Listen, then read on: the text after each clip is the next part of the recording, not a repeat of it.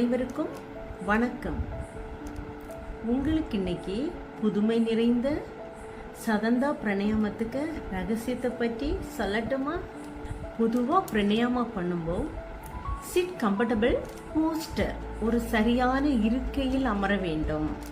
Chit padmasana or vajrasana or sukhasana, ஏதாவது ஒரு ஆசனத்துல அமர்ந்து கொள்ள வேண்டும். முடியாதவங்க மட்டும் சுகாசனால அமர்ந்து கொள்ள வேண்டும். சுகாசனா சமணம் போட்டு உட்கார்ந்து இருக்கிறதுக்கு பேரு தான் என்னது? சுகாசனா. நெக்ஸ்ட் ஸ்பைன் ஸ்ட்ரைட், முதுகுத்தண்டு வளையாமல் நேராக அமர்ந்து கொள்ள வேண்டும். நெக்ஸ்ட் டேக் டீப் பிரீதிங், மூச்சை இழுத்துட்டு. இப்ப சதந்தா பிராணாயாமா எப்படி பண்ணணும்னு சொல்லித்தரேன்.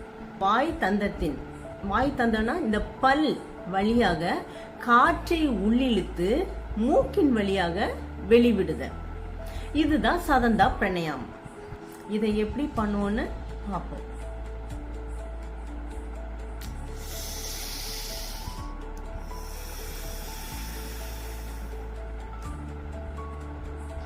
நான் ஒரு தடவை தான் பண்ணினேன்.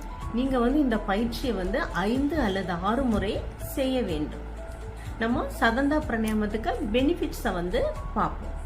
மன அழுத்தத்தை குறைக்கிறது, உடல் வெப்பத்தை குறைக்கிறது, இரத்த அழுத்தத்திற்கும் பல் ஈறுகளின் இரத்தம் வடிதலை சரி செய்ய உதவுகிறது. கப உடம்புக்காரர்கள், சளி தொல்லை உடையவர்கள், சோர் த்ரோட், தொண்டை வலி உள்ளவர்கள் இப்பயிற்சியை செய்யாதிருத்தல் நலம். இதுக்குள்ள குறிப்பு, இந்த பயிற்சியை மழை நேரம் செய்யக்கூடாது.